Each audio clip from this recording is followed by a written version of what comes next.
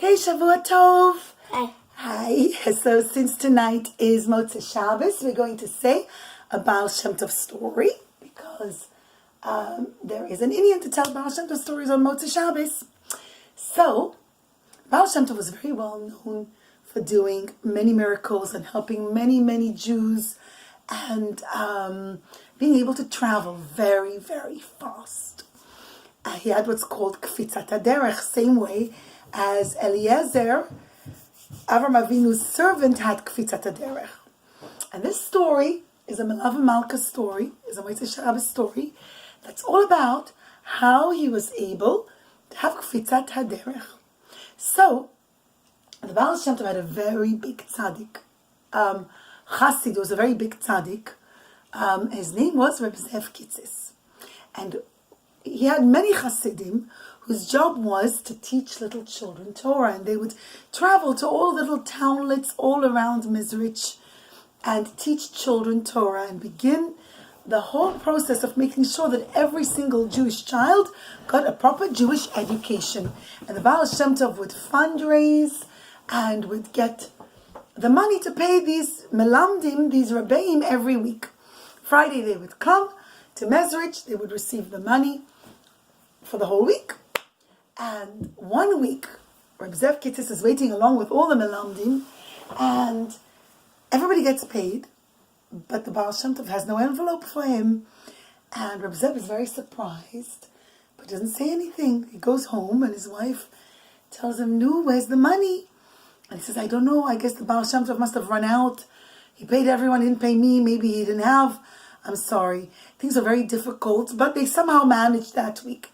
The next week, the Baal Shem Tov again comes. So it's again time to go to the Baal Shem Tov and get paid. And again, no money. Everybody gets paid but Reb Zev. And he's beginning to get a little concerned. Maybe the Baal Shem Tov isn't happy with the way he's teaching the children Torah. So that next week, he tries even harder. He puts in so much effort. He prepares his lessons. He makes sure to fill the children with Yirat Shamayim, with a love for Hashem, with a love for the Torah. And it comes the end of the week. Everybody gets their salary, gets paid for teaching. Reb Zev doesn't get paid. And at this point, it was getting really difficult. He had to pawn some of his things, meaning he had to sell some of the things from his house, like some of his pillows, some of his pots and pans, so he could buy food for his family.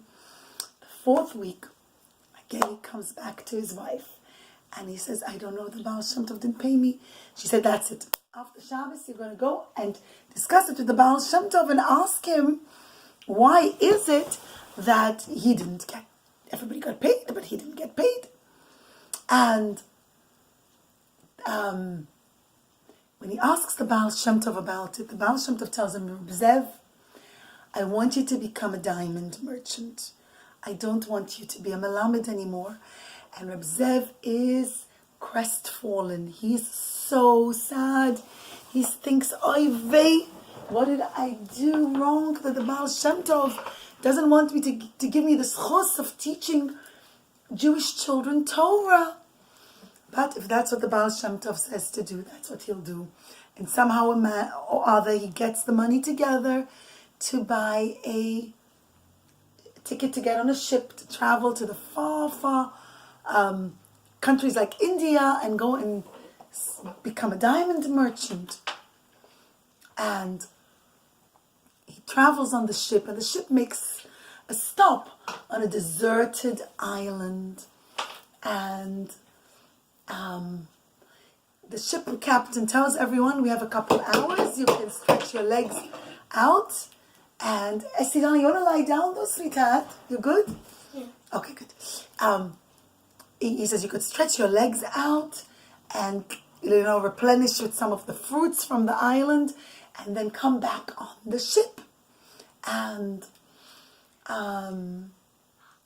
Zev thinks, "Good, finally I can daven mincha with concentration on the ship. The ship rocks so much and I can't concentrate, and now I'll be able to concentrate."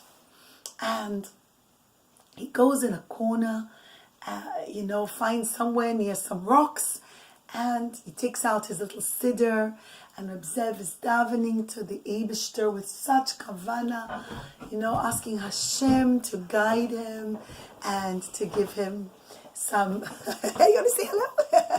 And to give him guidance. And he's davening and he's davening and he's concentrating and concentrating. And he doesn't hear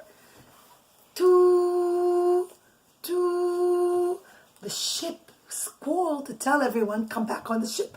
The ship is leaving. Reb Zev davened with such concentration and such kavana that he was completely oblivious, meaning he couldn't hear anything. And without realizing it, the ship leaves without Reb Zev. And a few minutes after the ship has already left and is sailed out, like 10 minutes later, he says, he takes 3 steps back, 3 steps forward, davens aleinu. And now he's looking, he says, 1 minute, where's the ship? Where are all the people? Everyone's gone.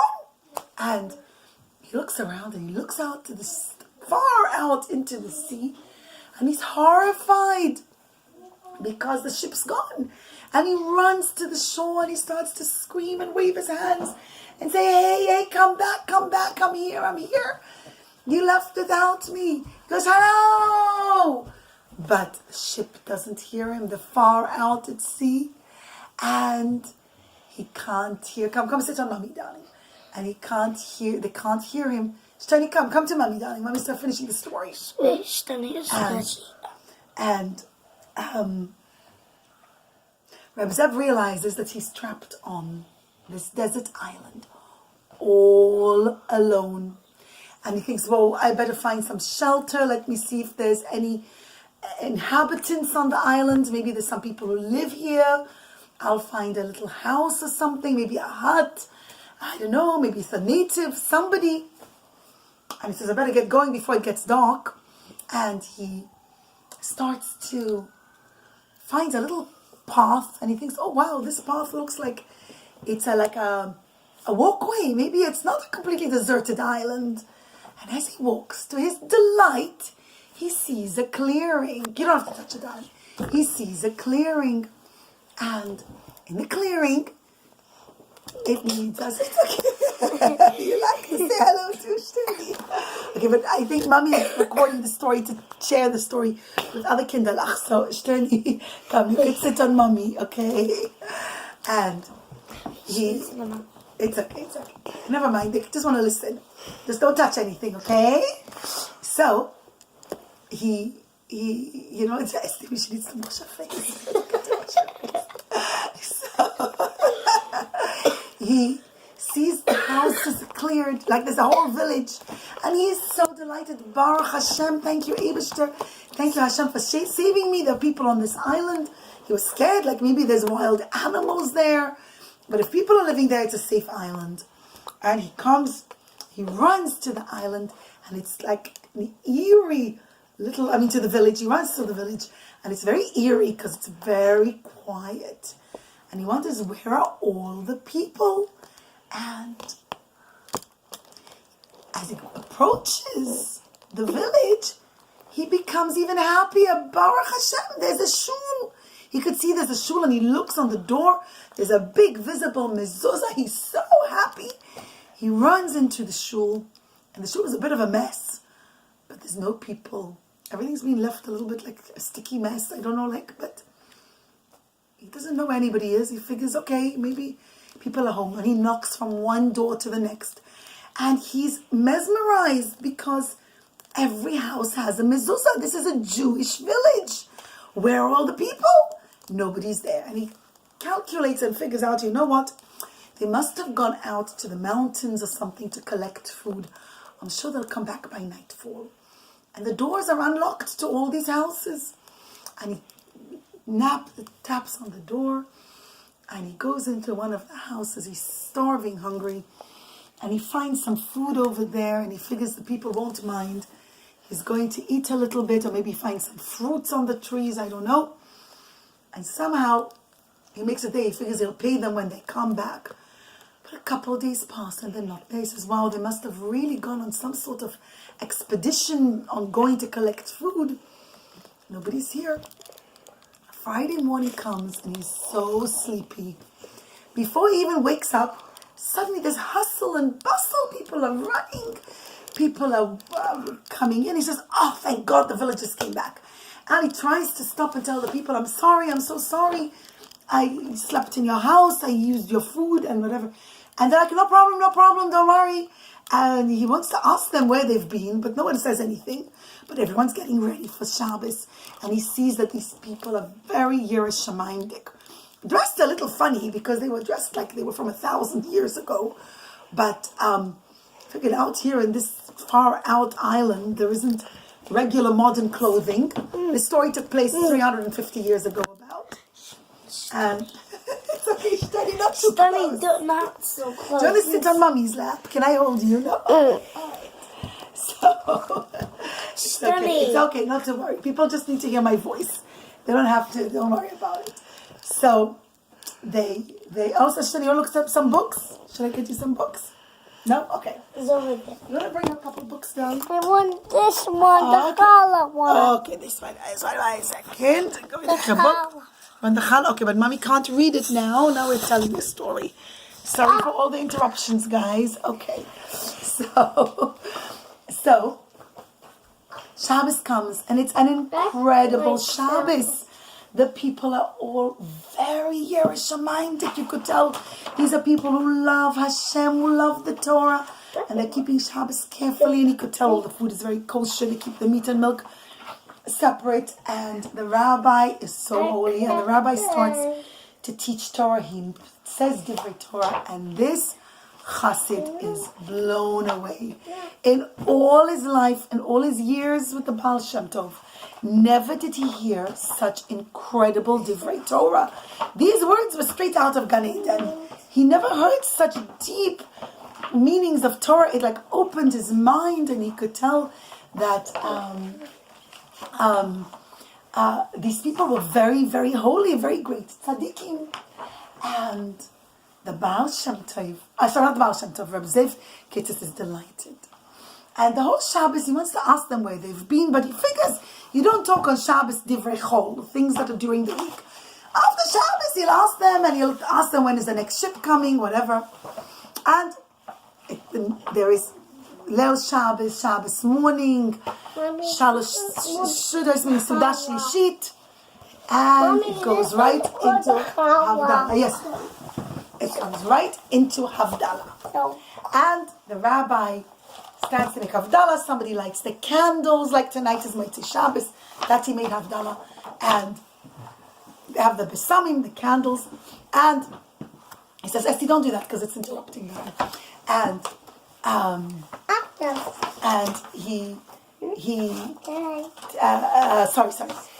the rabbi makes Havdalah, and there's a custom when you make Havdalah, you dip the fingers into the wine, right? When you pour out the candle, when you put out the candle, you pour a bit of wine on the candle to put out the flame, and in the little bowl of wine, you dip your fingers, and you put it on your eyes, and the back of your neck, and on the back of the neck, and on the in your pockets. It's a bracha for like good health, and a bracha for parnasah. You put little drops of wine in your pockets. Hashem should make you very rich that week. And he dips his fingers into the bowl of wine. He puts it on his eyes because that's the custom. Say the pasuk. It's a famous pasuk. I believe it's from Tehillim, if I'm not mistaken.